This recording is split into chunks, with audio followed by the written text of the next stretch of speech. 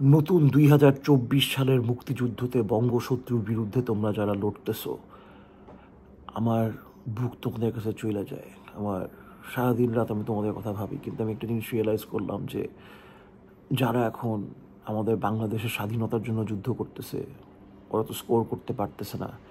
Therefore আমি তোমাদের জন্য একটা জয়েন্ট বানাবো, এটা তোমাদের জন্য খাবো।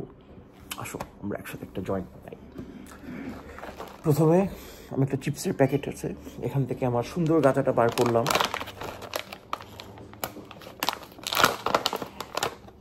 সো অনেক সময় ফুল বড় হয়, অনেক সময় ফুল ছোট হয়, এটা ডিপেন্ড করে। এখানে ফুলগুলো মোটামুটি ছোট, as you can see, but as you can see একদম লাল লাল, মানে সুন্দর একটা ফিলিংস আছে, ঠিক আছে? তো আমি এগুলোকে বেছে বেছে আমার গ্রাইন্ডারের মধ্যে ভরতেছি, ঠিক আছে? মানে ছোট ছোট টুকরা করব। এটা হচ্ছে একটা, মানে আমি কিন্তু দেশে গাঁজা বাঁচতে পারি না। আমি সবসময় ছোট ভাই বোনদেরকে দিয়ে বলি যে আহা তোমরা একটু গাঁজাটা বেছে দাও না, আমরা বুড়া, আমাদের জেনারেশনে তোমরাই তো আমাদেরকে বাঁচায় রাখবা। অ্যান্ড সিরিয়াসলি আমার কাছে এই জিনিসটা সবচেয়ে আজব লাগে যে মানে এটা তো আমাদের না, মানে দেশটা এখন আর আমাদের না, আমাদের কখনোই ছিল না। It's always belong to the students, it's always belong to the youth. এখন যারা স্টুডেন্টরা মারামারি করতেছে, ওরা তো জানে যে ওদেরও কিছু হবে না। Most of them are gonna die, many of them will die, hopefully not mostly, some of them will die.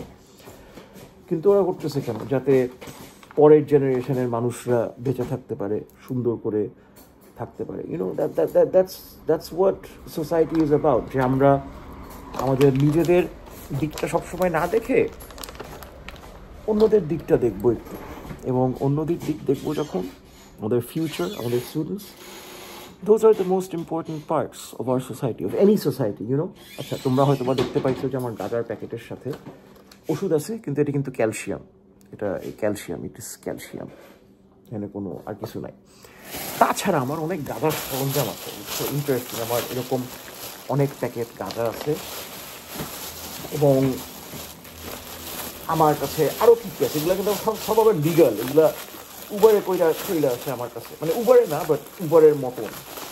তারপর আমার কাছে এডিবলস আছে, উইচ ইজ অ্যামেজিং। অ্যান্ড সবচেয়ে ভালো আমার কাছে আছে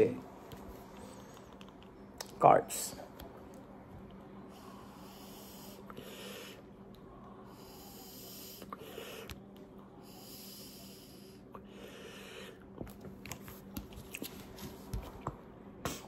এটা কিন্তু 92% THC। এই তিনটা টানে একটা জয়েন্টের যে আরামটা পাবা, কতটা THC এই তিনটা টানে ছিল। এখন চলো আমরা এই গাঁজাটাকে একটু গ্রাইন্ড করি, ঠিক আছে?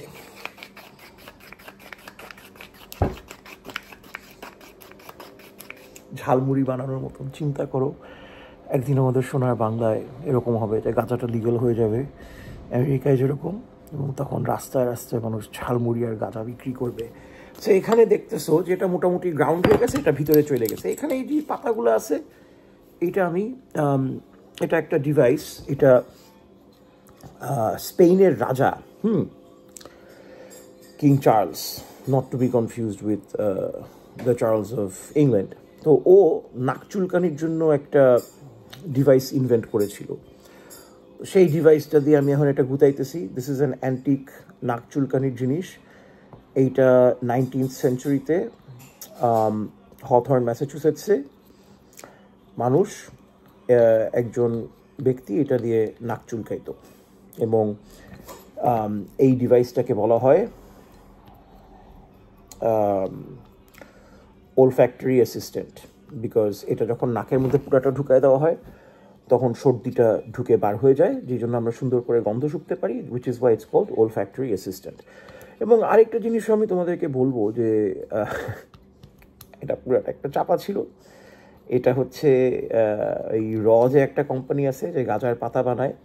আমি এখানে ব্যবহার করি কারণ আমার সবচেয়ে প্রিয় গাঁজার, মানে গাঁজার পেপার না, হার্ব স্মোকিং পেপার হচ্ছে ডিভাইন পেপারস বাংলাদেশ।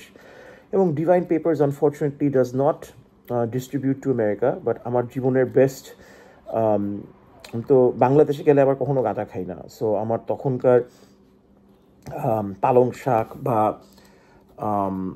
পুদিনা পাতা এগুলো যখন আমি গুঁড়ো করে স্মোক করি বাংলাদেশে, বিকজ বাংলাদেশে গাঁজা লিগাল নয়, আমি তো ইলিগাল কিছু করবো না কখনো, তখন আমি দেখা যায় যে ডিভাইন পেপারসের বার্ন স্মুথনেস ওইটা অনেক ভালো। This is not a paid promotion. আমি ছেলেটার সাথে একবার দেখা হয়েছিল, খুব সুন্দর দাড়ি আছে মনে হয়, বাট দ্যাটস ইট।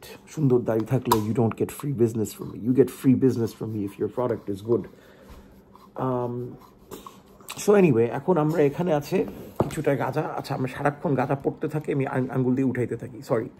কিন্তু এখানে আছে, তোমরা দেখতে পাচ্ছ সুন্দর কিছু গাঁজা। এখন আমরা রোলিংয়ে যাই, ঠিক আছে? দিস ইজ গাঁজা rolling, not which is drum rolling.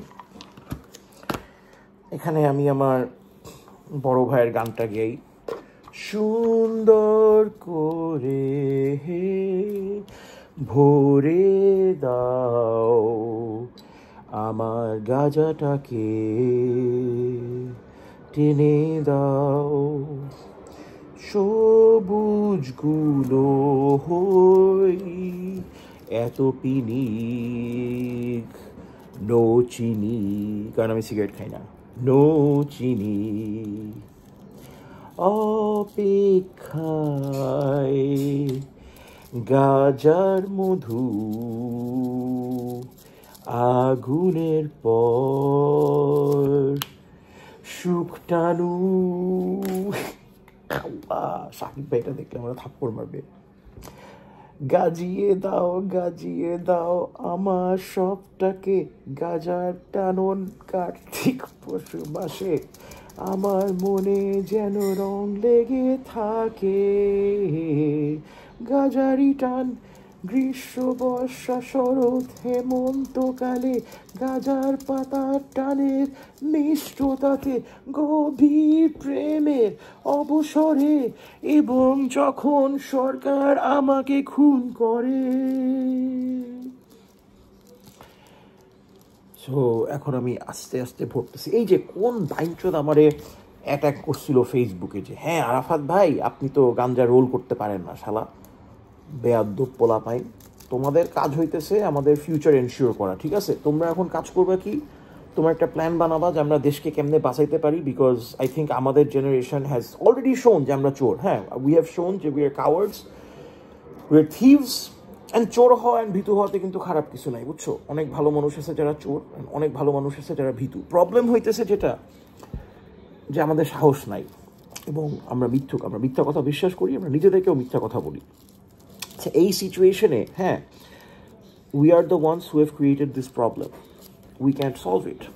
তোমাদের কাজ হইতেছে যে তোমরা এখন আমাদের দেশের এই সমস্যা যেগুলো আছে এগুলো সলভ করবা, বুঝছো? এই প্রবলেম সলভ করা কিন্তু ইজি না, বিকজ তুমি জানো যে তুমি যখন মানুষকে এসে বলবা যে ভাই এতদিন তো চুরি করছেন, বাপের নামে করছেন, মায়ের নামে করছেন, ধর্মের নামে করছেন, যেই নামেই করছেন, চুরি তো করছেন, এখন দেশটা একটু ফেরত দেন, আমরা একটু সাধারণ মানুষ। আমি সাধারণ না, কারণ আমি অসাধারণ, বাট আমরা সাধারণ মানুষ, আমরা দেশটা চাই আমাদের নিজের মতন থাক। সবাই, আমি এটাও বলতেছি না যে সবার কোটিপতি হবে, এটা কিন্তু আমরা বলতেছি যে সবাই না খেয়ে মারা যাবে না, ঠিক আছে? এবং সবাই যদি পড়াশোনা করতে চায়, একটু যদি পড়াশোনা না করতে চায় তাহলে তো ওরা আমার সাথে বসে রাস্তায় গাঁজা খাইতে পারেই। কিন্তু যদি পড়াশোনা করতে চায়, চাকরি করতে চায়, অপদার্থ না হতে চায়, অ্যাজ ইন আমার মতন না হইতে চায়, দেন গেট সাম এডুকেশন। আমাদের মানে Bengal use to B the cultural and intellectual capital of India. So আমরা এখনও কিন্তু ওই জায়গায় যেতে পারি। এবং আমাদের সংগ্রামের অভ্যাস কিন্তু 1971 সালে শুরু হয় নাই, আমাদের সংগ্রামের অভ্যাস আরও অনেক আগের থেকে। 1857 কি ছিল? এবং শুধু তাই না, পৃথিবীতে প্রথম যেই রাজা অশোক, সে সারা পৃথিবীতে প্রথম আবিষ্কার করেছিল একটা ফিলসফি, এটাও ছিল বাংলায়, মানে যেটা এখন জিওগ্রাফিক্যালি বেঙ্গল। এবং ওই ফিলসফির নাম ছিল অহিংস, নো ফাইটিং, মারামারি করবা না। কানকির পোলা বাইনচদ, হেলিকপ্টার ট্যাঙ্ক দিয়ে বাঙালি পোলা পাইনরা মারুস কেন? লজ্জা শরম নাই? এইটা মহারাজা অশোক বলেছিল প্রথম। আমি চিন্তা করো, এটা কিন্তু 2-3 হাজার বছর আগে বলছে। হালার পোস্টপেড কানেকশন ছিল না, বদনা তো ছিল, আচ্ছা বদনা থাকতেই পারে, বাট আই ডোন্ট নো মহারাজা অশোক কেমনে পাশা ধুইত। বাট অবশ্য কিং হেনরি VIII যখন হাগু করতো, উনার যে পাশা পরিষ্কার করতো, যে মানে বা পাশা পরিষ্কার করতো না একটা, it and this is actually true, this is not আমার নাক খোটার চাপা না। সো হেনরি VIII বা এনি ইংলিশ কিং যখন যেই কাপড়টা দিবে হোগা থেকে গু মোছার জন্য, সেটাকে বলা হয় দ্য রয়্যাল ডাইপার। এটা আবার ভেলভেটের বানানো, ঠিক আছে? সো ওইটা যেই লোকটা ওকে দিবে, হ্যাঁ, যে মহারাজ আপনার বদনাটা নেন, ওই পজিশনটা ছিল অনেক পাওয়ারফুল। ওটা ছিল the Lord of the privy chamber, এবং ওই লর্ড, হ্যাঁ, মানে এটা হচ্ছে সবচেয়ে বড় হেডরুম। হেনরি VIII বিছনার পায়ের ওখানে ঘুমাইতো সে, মানে এটাই ছিল যে ওর কাজ হইতেছে রাজাকে বদনা দেওয়া, এবং রাজা যখন ঘুমায় থাকবে রাজার পায়ের ওখানে সে শুবে। এবং এই যে রাজাকে সে বদনাটা দিত, হ্যাঁ, এবং রাজার পায়ের কাছে শুয়ে থাকতো, এই জন্য এই ঠুনকো কারণে, হ্যাঁ, কি হয়েছে, এই যে দেখছো আমি এমন পিনিক হওয়ার আগেই পিনিক হয়ে গেছে। বাট হোয়াট হ্যাপেন্স ইজ, এই যে খানকির পোলাটা রাজারে বদনা দিত, এই যে দেখছো আমার লাইটারও কিন্তু গাঁজা ব্র্যান্ডেড, এবং শুধু তাই না, ওরা আমাকে ফ্রি দিছে এই লাইটার। আমি এখন চার্জারটা খুলবো, এই ফোনটাকে বাইরে নিয়ে যাব, তোমাদের সাথে গাঁজা খাবো। যারা বাংলাদেশে যুদ্ধ করতেছো, আমি জানি যে দেখা মনে হচ্ছে যে একটা মোটকা লোক, আল্লাহ আমার গায়ে কতটা বিড়ালের লোক, আসলে আমার লাইফে বিড়াল ভর্তি, এটা হচ্ছে বিশু। তোমরা হয়তো বা দেখা ভাবতেছো যে মোটকা খানকির পোলা বিদেশে বৈশা গাঞ্জা খাইতেছে, এটা কি আন্দোলন হলো? বাট এখানে আমি তোমাকে বলবো, সবচেয়ে বড় আন্দোলন হইতেছে ভালোবাসা, ভালোবাসার সম্মান, এগুলো হইতেছে আসল আন্দোলন, বুঝছো? এগুলো কিন্তু আবার হাদিসেও লেখা আছে, কোরআন শরীফেও লেখা আছে। এটা হচ্ছে বেস্ট জিনিস। আমি কয়েক মাস আগে আমার আব্বা আমারে বলছে যে হালার পো তুমি এত বাল ফালাও, আমি আমার আব্বা আমাকে বলছি যে I want to dedicate my life to art, আমি চাকরি করবো, অ্যাটলিস্ট নেক্সট কয়েক বছর আমি চাকরি করবো না। তো আমার বাপ অনেক চেপছে, হালা মাকাল ফলের বাচ্চা। তো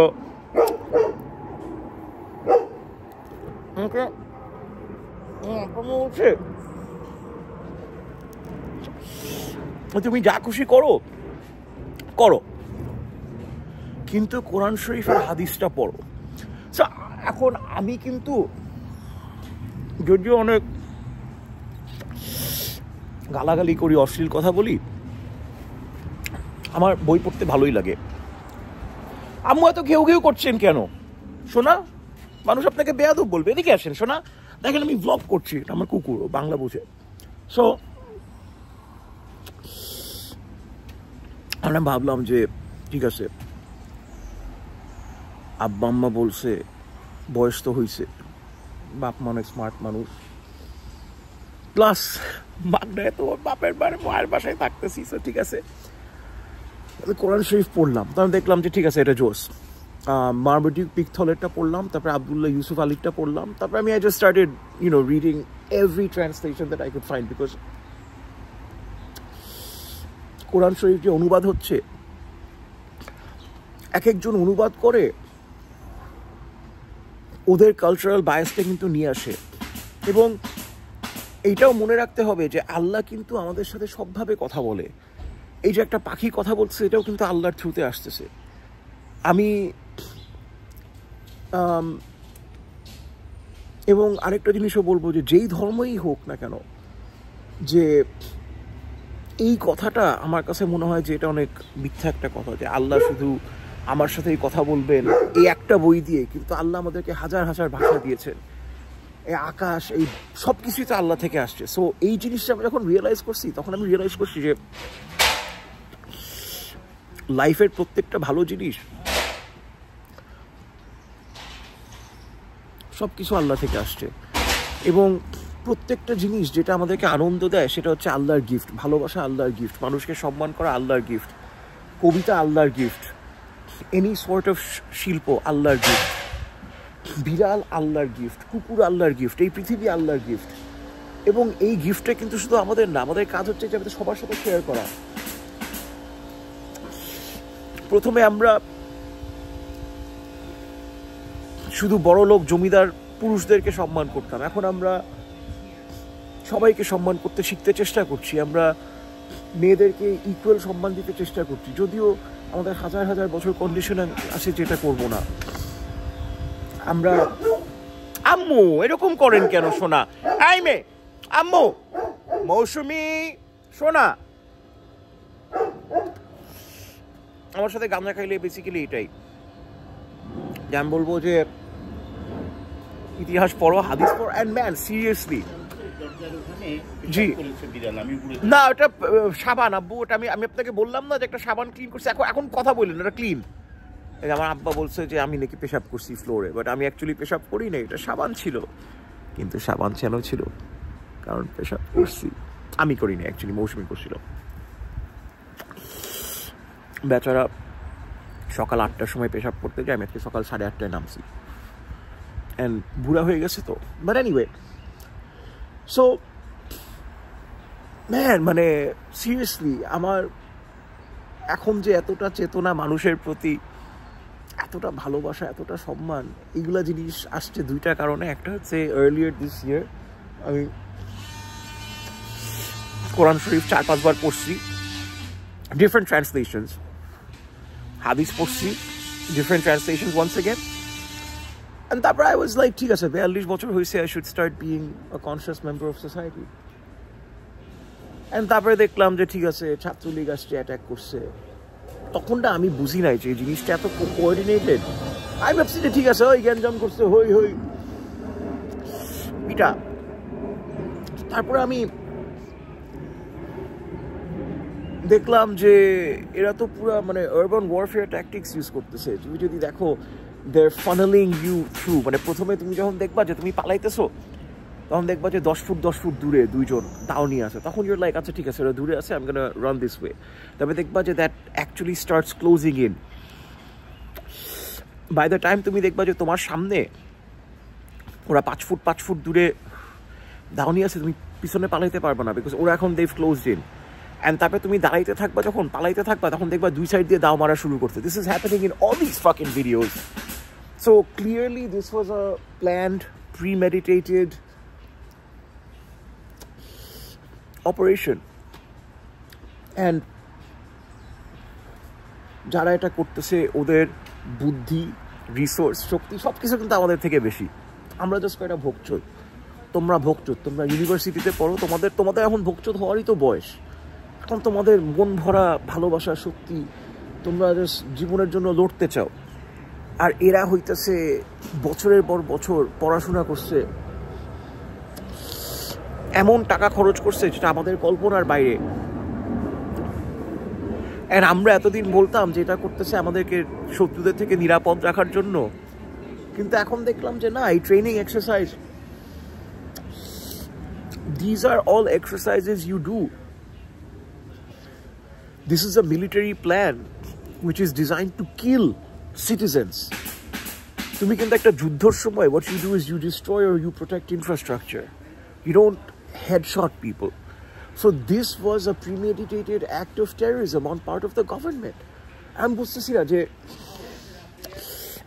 and honestly props আমাদের পুলিশ আর্মি কিন্তু বেশ ভালোই efficient, because they are more efficient than Russia when Russia invaded Ukraine. But এখানে আবার একটা ব্যাপার আছে, আমাদের ছাত্ররা কিন্তু ইউক্রেনিয়ানদের থেকে আরও বেশি সাহসী। Just as Palestinians are always braver than Israelis. You know why? Because they're not the oppressors. No matter who you are, Hindu, Jew, Muslim, whatever, the moment you're the oppressor, you are weak. Those who love peace, they're strong. And আমি যখন দেখলাম ছাত্রছাত্রীদের সাহস, আমি realise করলাম যে আমি 42 বছর বাল ফালাইছি, কিছুই করি নাই। এখন আমার অ্যাজ আ বাঙালি আমার ডিউটি হচ্ছে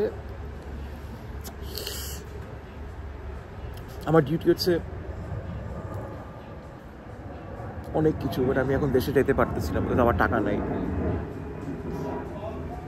অনেক কারণে আমি দেশে যেতে পারতেছি না। সো আমার যদি আসলেই ইন্টিগ্রিটি থাকতো তাহলে আমি দেশে গিয়ে তোমাদের সাথে রাস্তায় মরতাম, বাট আমার ইন্টিগ্রিটি নাই, সেই জন্য আমি একটা ভিডিও বানাইতেছি, আমার সাথে তোমরা গাঁজা খাও।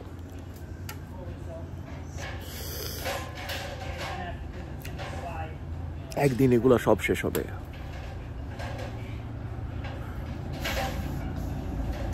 আমরা দাঁড়ায় দেখবো যে শিট আমরা জিতছি,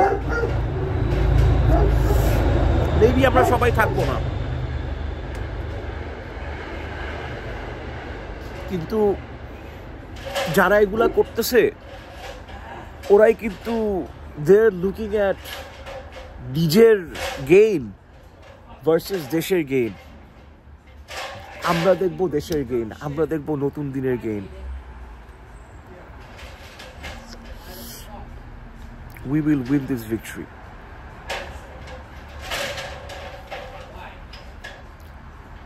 বঙ্গশত্রুকে আমরা হারিয়ে দিব,